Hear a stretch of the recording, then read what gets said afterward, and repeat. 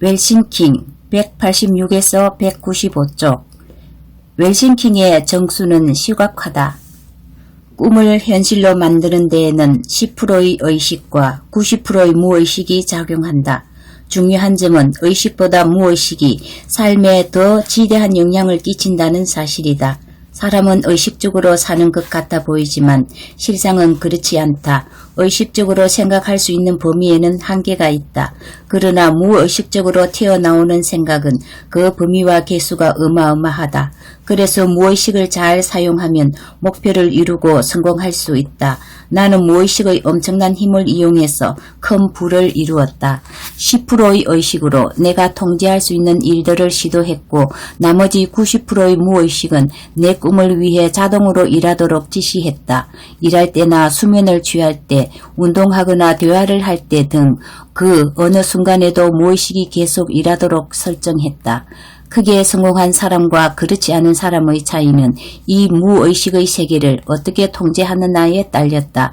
내가 이 사실을 깨달았을 때 놀랍게도 대성한 사람들은 이미 이 방법을 알아서 실천하고 있었다. 무의식은 의식이 몽롱한 상태에서 활발하게 일한다. 즉 잠들기 직전의 10분 그리고 아침에 눈 뜰 때의 10분 정도가 무의식의 시간이다. 이때 내가 이루고 싶은 것을 100번쯤 반복해서 말하는데 이것을 100일 이상 반복한다. 이렇게 무의식을 훈련시키면 당신의 꿈이 믿음이 되고 믿음은 곧 신념이 된다. 잘만 활용하면 잠재의식은 인생에서 더 많은 것을 성취할 수 있도록 도와주는 최고의 수단이 된다. 한편으로는 성공적인 인생을 위한 많은 도구들 중에서 가장 저평가된 도구이기도 하다. 마인드 파워, 생각 파워, 생각의 힘, 마음의 힘, 끌어당김의 법칙 등 여러 가지로 불리는데 그 중에서 나는 생각과 파워, 웰싱킹이라고 부르고 있다. 그 중요성을 아무리 강조해도 부족한 웰싱킹은 성공적인 삶을 위해 가장 중요한 도구다. 나는 죽을 만큼 열심히 살았지만 가난했다. 내 주변도 모두 그랬다. 우리 엄마는 평생 새벽 5시 전에 일어나 집안일을 하고 농사를 지었다. 일할 수 없는 병약한 남편과 6명의 자식을 위해 뼈가 부서져라 일했지만 항상 가난했다. 그 누구보다 열과 성을 다해 살았으나 가난에서 벗어나지는 못했다. 당신의 삶은 어떤지 궁금하다. 당신은 지금 열심히 살지 않아서 원하는 것을 가질 수 없었는가? 절대 그렇지 않을 것이다. 당신은 그 누구보다 치열하고 성실하게 살아왔을 것이다. 지금 이 순간 부를 창조하는 생각을 갖기 위해 이 책을 읽는 것만으로도 생의 의지를 알 수 있다. 당신은 충분히 열심히 사는 사람이다. 그러나 삶에 불을 스며들게 하려면 더 많은 것을 끌어당기며 똑똑히 살아야 한다. 그 방법이 웰싱킹이다. 나는 웰싱킹을 삶에 철저하게 적용했고 그 결과 단 몇 년 만에 내가 원하는 모든 것을 이루었다. 그때 죽도록 열심히만 한다고 해서 삶이 좋아지는 것은 아니라는 사실을 깨달았다. 밭을 가는 소처럼 우직하게 나아간다고 부를 이루는 것은 아니다. 선택의 순간마다 좀 더 장기적이고 가치 있는 생각을 한다면 성공적인 삶을 살 수 있다.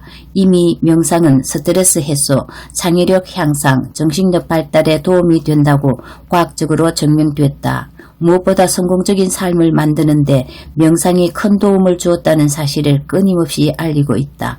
오프라 윈프리, 스티브 잡스, 존 아사라프, 잭 캔빌드 같은 유명 인사들은 명상으로 많은 것을 이뤘다고 말하며 명상을 생활의 일부로 만들라고 권장한다.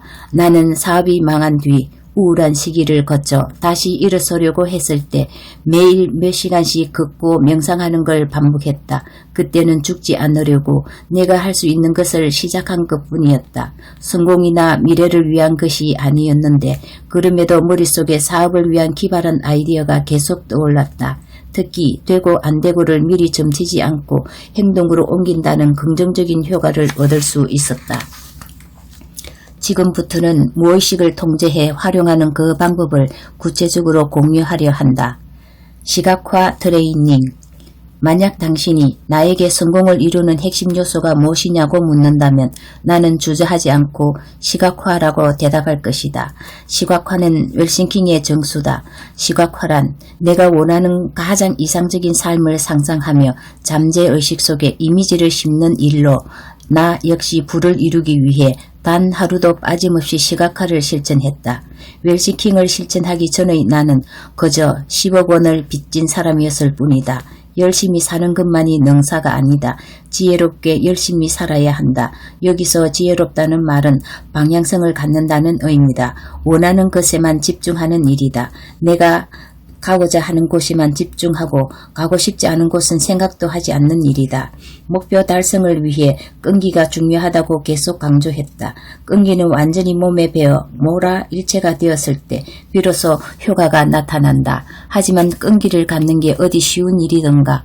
왜 뜨거운 의지와 열망은 오래가지 못할까? 바로 잠재의식에 내재된 부정적인 생각 때문이다. 당신이 목표를 이루고자 한다면 잠재의식의 중요성을 배워야 한다. 인간은 3초마다 새로운 생각을 한다. 원하든 원하지 않든 3초마다 한 번씩 무의식이 생각을 올려보낸다. 잠재의식은 의식적인 생각보다 3만 배나 강한 힘을 가지고 있다. 무의식은 태어나서 보고 듣고 배운 모든 것을 기억한다. 스쳐 지나간 경험까지도 자세하게 기억한다. 잠재의식은 모든 순간을 기록하고 기억하기 때문에 일종의 알고리즘이라고 생각하면 된다. 독서를 예로 들어보자. 책을 읽고 나면 아무것도 기억에 남는 것 같지 않지만 결정적인 순간에 아주 중요한 역할을 할 때가 있다. 이게 의식적으로 떠올릴 수는 없지만 필요한 순간에는 떠오르는 잠재의식의 힘이다. 1%의 사람이 96%의 자산을 소유하고 있는 시대다. 이는 초능력이 아니다. 1% 사람들은 끌어당김의 법칙, 생각 파워, 시각화, 심상화 등의 방법을 이용해 이를 가능하게 만들었다. 이는 성공한 사람들의 공통점이자 지혜롭게 열심히 산 사람들의 성공 비법이었다. 나는 공부도 못하고 잘난 것도 없고 가난했지만 이 방법만은 먹어버리겠다고 결심했다. 잠재의식의 알고리즘은 내가 원하지 않는 곳으로 나를 인도하며 삶을 좌지우지한다. 그렇기 때문에 우리가 진정으로 이루고 싶어하는 것도 쉽게 포기하게 된다.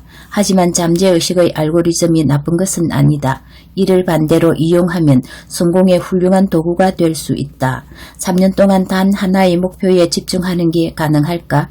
결론부터 말하자면 가능하다. 끈기를 가지고 집중하면 인간은 5년 안에 웬만한 목표는 다 이룰 수 있다. 그렇기에 지금 하는 일에 포기하고픈 마음이 생긴다면 처음의 의지를 망각했다는 뜻이다. 시각화 핵심은 이 처음의 의지를 오랫동안 지속시키는 데 있다. 나무늘보처럼 천천히 포기할 마음을 가져야 한다. 왜냐하면 중요한 순간에 다시 뜨거운 마음이 일어나기 때문이다. 잠재의식의 힘을 이용해 아주 즐겁게 꿈을 향해 가야 한다. 시각화가 중요한 이유는 잠재의식 속에 갇힌 잘못된 정보를 정화시키기 때문이다. 우리는 의식적으로 살아간다고 믿지만 사실 잠재의식의 알고리즘에 지배받고 있다. 그래서 잠재의식에 심어져 있는 잘못된 심상들을 지우는 작업을 해야 한다. 어디 아프니? 라는 말을 친구에게, 같이 일하는 동료에게, 그리고 저녁에 또 다른 사람에게 반복해서 듣게 되면 그 순간부터 정말 아프기 시작한다. 생각보다 엄청 빠른 속도로 거짓된 정보가 잠재의식 속에 박히는 것이다. 사람은 3번만 실패해도 절대 성공할 수 없을 것이라고 생각하게 된다. 잠재의식의 알고리즘이 지속적으로 부정적인 정보를 투영했기 때문이다. 인간의 가능성에 대해 논할 때 말뚝에 묶인 어린 코끼리 비유를 많이 든다. 어린 코끼리 한 마리가 말뚝에 묶여있는 모습을 상상해보라. 어린 코끼리는 자유라는 본능 때문에 몇 번이고 벗어나려고 시도했을 것이다. 하지만 자기보다 강한 말뚝 때문에 나는 벗어날 수 없어. 그냥 이렇게 사는 게 나의 삶이야. 라고 부정적인 생각을 잠재의식 속에 계속 저장하게 된 것이다. 결국 어린 코끼리는 어른이 되어 말뚝을 뽑고 남을 만큼의 힘을 갖고도 그것을 절대 뽑을 수 없다고 생각하게 된다. 더 큰 문제는 자기 새끼들에게도 분명 그렇게 가르칠 것이라는 사실이다. 어쩌면 당신도 나는 절대 할 수 없어 라는 말뚝에서 도망치지 못하고 있는 건 아닐까? 충분히 그것을 뽑아내고 푸른 평원으로 나아갈 수 있음에도 스스로를 구속하고 있는 건 아닐까? 시각화는 당신을 옴짝달싹 못하게 만드는 말뚝을 오직 당신의 힘으로 뽑는 일이다. 당신의 삶에 새로운 에너지와 기운을 집중시키고 마침내 자유를 얻는 일이다.